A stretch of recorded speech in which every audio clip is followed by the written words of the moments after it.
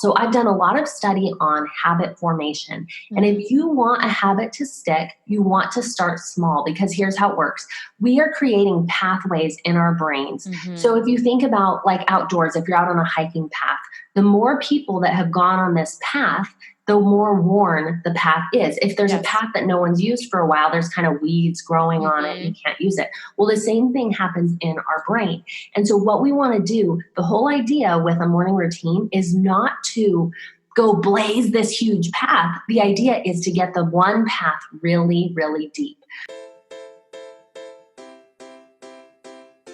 Hi, welcome to another episode of Mom Does It All. If you're looking for encouragement, empowerment, and uplifting in motherhood and mompreneurship, this is a show for you. I'm your host, Marta Spurk, triplet mom, woman empowerment coach, and all things motivation extraordinaire. In this episode, I talked to Chanelle Neilson, podcaster, author, and a mom who encourages moms to take care of themselves. She shares tips on how to create a morning routine and how to make a habit out of it. Let's get right to it.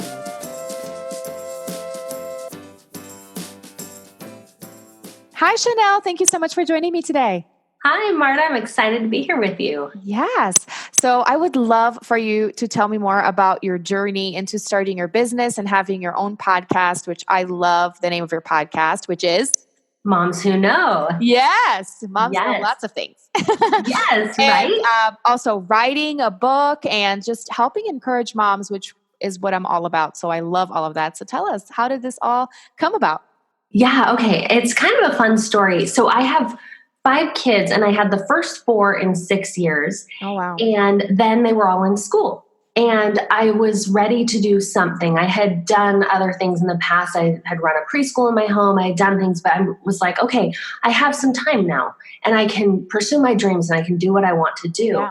And I was having a really hard time finding just the right thing because, as you know, kids are only in school 180 days a year. It's like any job that I got, I felt like wasn't going to work out because I wanted the same hours as my kids. And so a friend had found this job online to teach English to kids in China. And so I speak Chinese. Oh, and wow.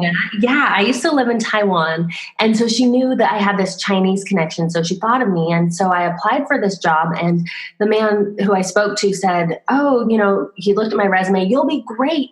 The hours, because I'm in California with the time difference from China, you'll need to work from 3 a.m. to 5 a.m. every morning. And I said, no, thank you. Wow. Yeah, right. That's not the hours I was looking for. But he said, well, we like your voice and I have another idea for you. And so he started having me record books. He asked me to record books, audiobooks, and that was a lot of fun. And then those went well and they used them and they said, we think you could host a podcast over in China. And it was on parenting. They were super impressed that I had 4 kids. That was why they thought I must be a good mom if I have 4 whole kids, right? So I started this parenting podcast. My husband would help me with it. And that went really well and was really successful. And so they said, we think you could write a book on parenting. And so I said, sure. I've always wanted to write a book. I'd be happy to write a book. So I started writing a book, and I wrote that my book, Parenting with Purpose, was actually first published in Chinese in China. Nice. I wrote it in English. My Chinese is not that good. But it was translated and published in China and then later published here. So that was my backstory into writing and podcasting. And then I just really felt that I was supposed to, that was the next step for me to start a podcast here, even though I felt like it was a lot scarier to do in the United States where people I actually knew might hear. Yeah. Oh my gosh, I love that so much. And now I'm super curious to know about, so do you still have the podcast that's going in Chinese, or how did that work? Were you talking in Chinese on the podcast? I was talking in English very slowly. So part of it was for them to learn English. And part of it was to learn about American culture. So I did not ever speak in Chinese on my podcast. It was all English. And then you're not doing that one anymore ever since you started? No, but I actually still work for that company, and I do a podcast for them. In addition to my own Moms Who Know, I have a podcast that's about education that I do for that company. Oh, wow. I love that so much. And is that available? Even if you're in the US, you can, what is the name of it? It's called Read With You Presents. And so anyone who's interested in homeschool or education or childhood literacy, that's a great little podcast that we do. Oh my goodness. I love that. That's amazing. And I'm also very interested in some of the main ideas of your book, Parenting with Purpose. That's great. Can you tell us more about that?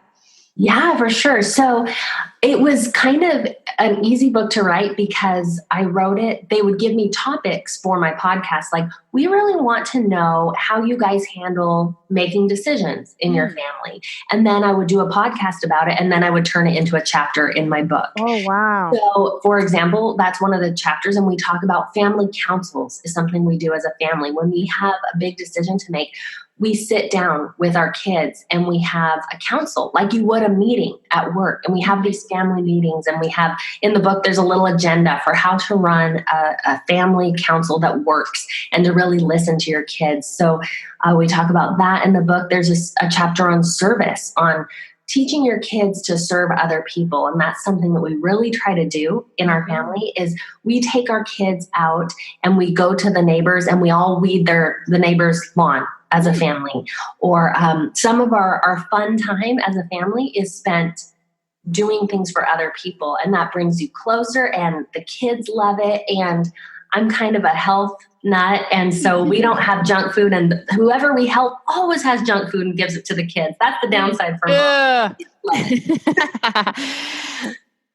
Oh, that's so fun. And another thing that I'm very interested about, because of course, coming from Brazil, and I'm just you're a health nut. I am kind of, but I feel like I'm a culture and language nut more so than anything, because I'm just so intrigued about people living in different parts of the world, having different customs and talking, speaking a different language. It just fascinates me so much.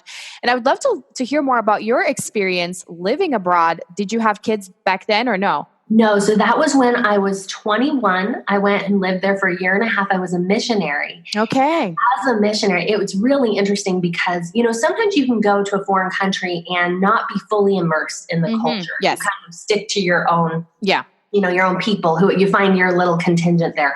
But we were fully immersed. So when I went over, I spoke pretty much all Chinese, even though I didn't know how to speak Chinese. Right. I had a quick language learning, and then went and just spoke broken Chinese and learned as I went.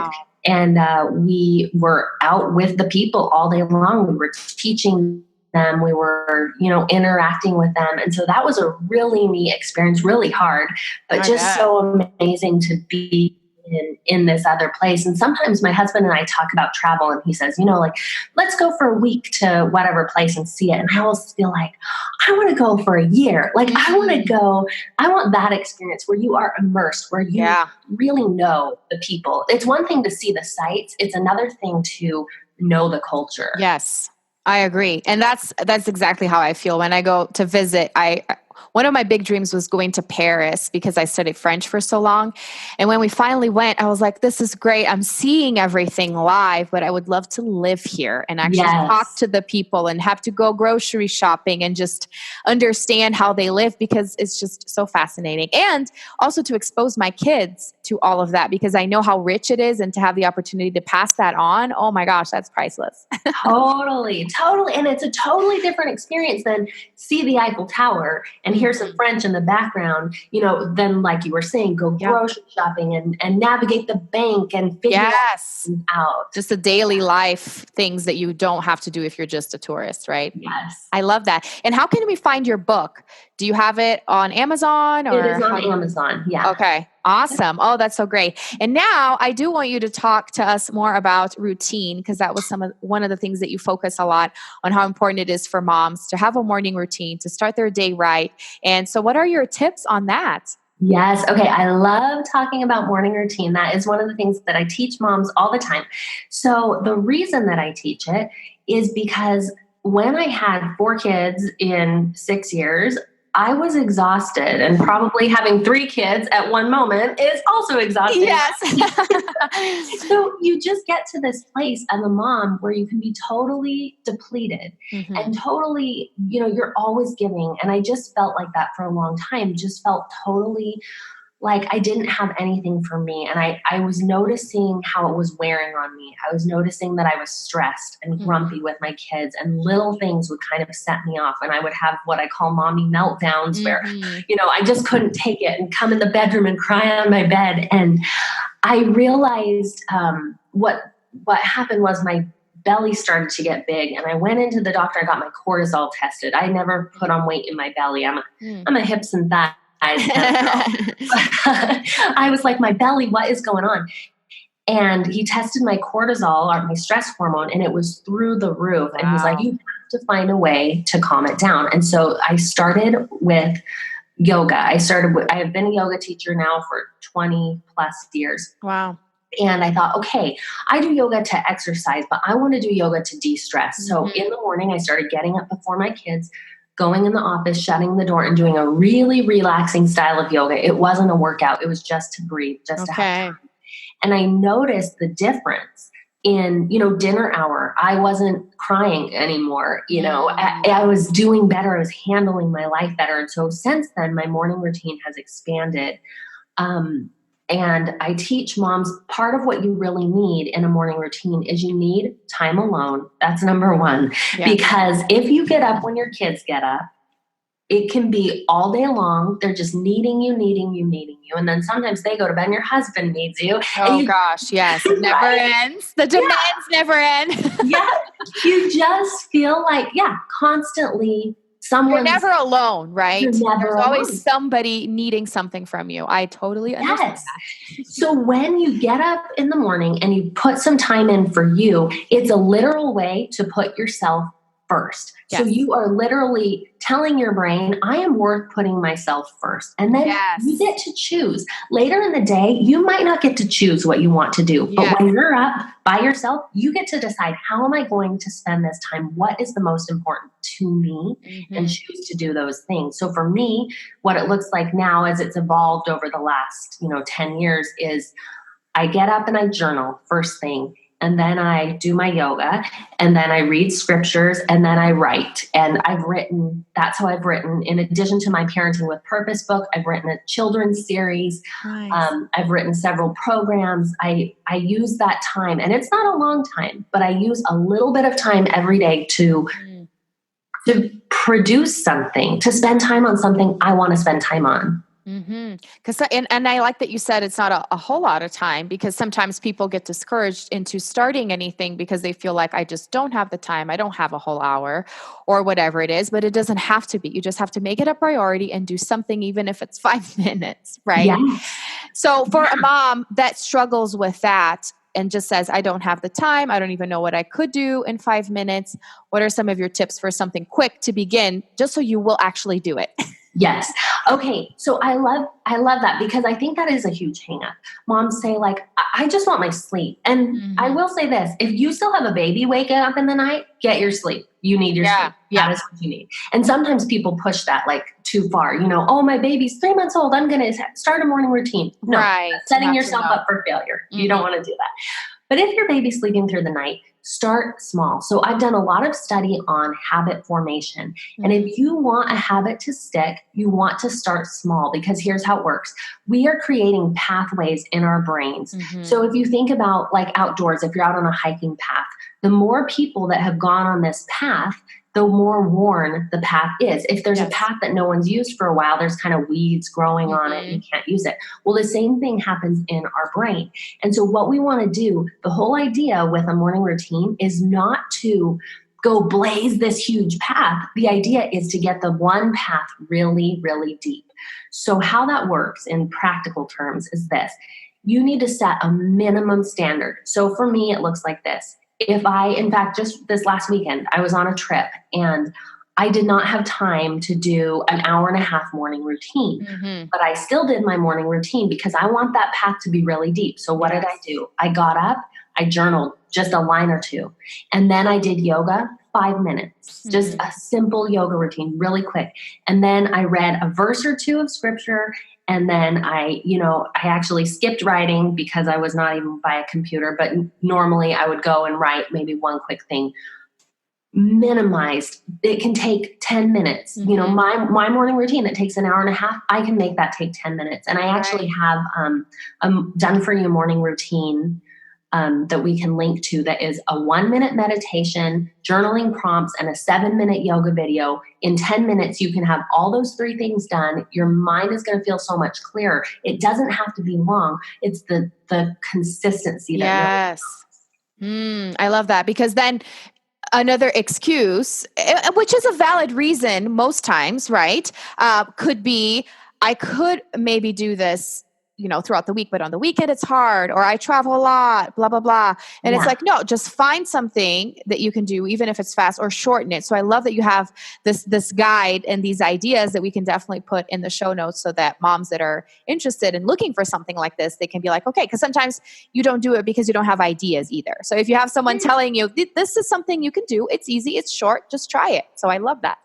Yes, totally. Here it is. Just get it done. That's a great way to start your morning routine. And maybe for some other people, that's not what they need. So find what you need and simplify it. What is the simplest possible way? If, you know, sometimes I say to people, have a drink. Maybe you just get up before your kids and you have, you know, your coffee or herbal tea, whatever it is you drink, and you sit there by yourself and enjoy it and have quiet. Even that alone is going to make such a huge difference. Yes. Just helping you feel centered and really getting in tune with yourself. Because I feel like that's the biggest thing for moms. Just like what we were saying, there's always someone around. There's always something requested of you, whoever it is that it's coming from. And it's usually not you. So that's a time for you to know, what do you want? What, you know, what's going on with you? I remember I once had a mom on that she said exactly that, how the importance of mom morning routines. And she said, what's going on? And she said her name, what's going on with Marta today? You know, like, we don't really pay attention to that. We don't have time for that, but that's so important for us to start the day on the right foot. Yes. Start the day right. And then what's going to happen is throughout the day, we're going to prioritize differently. We're going to say, oh, does this really make sense for me? Maybe not.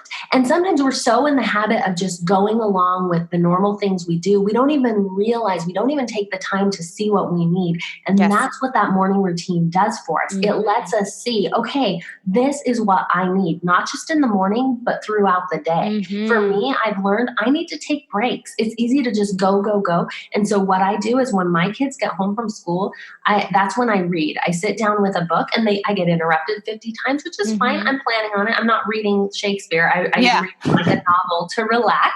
And then they're talking to me and I'm there available for them. It's just something that works for me, but it's taken a process of learning what works for me. And unless we check in, we don't know that. It's just becoming aware, creating the habit of becoming aware of yourself. I feel like we lose that in life in general, but as moms, it becomes even harder to realize we do have needs too. Definitely. And tell me more about your programs. What do they look like if somebody wants to work with you and learn from you? Yeah, so my 2 main programs are a morning routine program where I teach moms how to set up a morning routine that works. And so we talk about a few of the things that we've talked about today, like, coming up with this range of possibilities for your morning. So one of the things we do is say you want to have running in your morning routine. Okay. Well, the minimum is you're going to run around the block, and the maximum is what you're going to shoot for is you're going to run 5 miles. And as soon as you've run around the block, you're done. You can feel successful. You've done it, but you're working towards, increasing this. And we have a step-by-step process of how to increase these habits and how to really make it work. And it covers other things like what else should be in your morning routine. What are some ideas of things that are really going to work for you? And what do you need? A lot of times people think morning routine, I need to start with exercise. And that's probably the most common thing that I hear. People want to start a morning routine so that they can exercise. That can be great for some people, but we also want to look at our energy levels. When I wake up in the morning, I do not have the energy. I do not want to be jumping around. I don't want to go do an aerobics class. Right. Yoga works great for me. It slowly wakes me up and I love it. And I'm still working my body, but we want to be really in tune with kind of our energy and where we're at. So we go through all those things. And then my other program is called Mind Body Transformation. And it's all about learning to love your body enough that you take care of it well. And the whole idea is to really change from a place of, I feel like a lot of times we hear this, oh, you need to whip your body into shape and you need to do this so that you'll look good. And once you look good, you'll feel good. And I say, no, it is the opposite. We need to love our bodies. We need to feel good just how they are. Hard to do. It's hard to do, but we need to start there. We need to be grateful for our bodies and love them. And when we love our bodies, we can start to change, because when we love our bodies enough, we'll want to treat them well. Yes. When you love yourself, you want to feel good. Yes. It just changes everything. And that is how you can stick to healthy living. And that's how you can find a balance of, yes, living healthy and enjoying, spinach, but also going out for ice cream with your kids. It's that balance. And when we're beating ourselves up and we feel like we're not worth that, then we don't. We're on a diet, right? And we miss out on some of that. So it's finding that idea of transforming your mind, and your body will naturally transform. Oh, I love so many of the things that you said, starting with having the two different goals, like the minimum and the maximum, like the ideal of building up to, because so many times if we don't accomplish something specific, then we feel like we failed.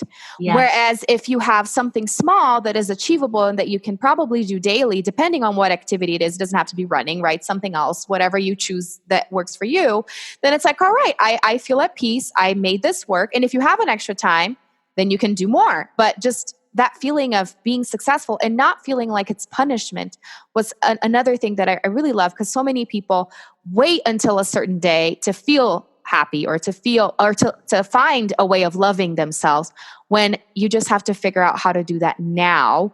Yes. And that doesn't mean you don't have to change, or that doesn't mean you can't want to change. It just means you love and accept yourself now, and it puts you in that place of achieving even more. And I feel like people don't really understand that concept as well as they could, or as well as they should. It's not what we hear, right? Yeah. We have this idea that we need to work from the outside, and that somehow I really struggled in my earlier years with disordered eating. And I really thought, if I change my body, if I get really skinny, then I will feel good. Right. I feel good about my body from that. And of course that's not true. Of course no matter how thin you get, if you don't feel good about yourself, it will never be thin enough. Yes. Oh, I love that so much. And this reminds me of something that I heard from one of my favorite trainers. She said, it feels good to look good, but it feels good to feel good. Yeah. So it has to come first. Yeah. Right? It's not, looking good is not going to make you feel good. Ultimately, feeling good makes you feel good. So you have to find ways of finding that. Totally. Oh, that's so great. I love this so much. So tell us how we can find you. Of course, you have all these resources, and I will put the links in the show notes, but just so people can go and find you instantly. Yes. So momswhoknowpodcast.com is my website, and everything is there. I link to the podcast, and you can find me on social at Moms Who Know Podcast. So it's pretty easy. I'm on Instagram and Facebook. Nice. That's perfect. Well, thank you so much for joining us today and sharing all these tips and your beautiful story. Thank you so much. Thank you for tuning in today. I hope you got so much value out of this. Between Chanelle's story and all of her tips, I know you did. Don't forget to check out the show notes to access all of the resources we mentioned, and connect with her, and share the episode on social media and tag us. Until next time, bye.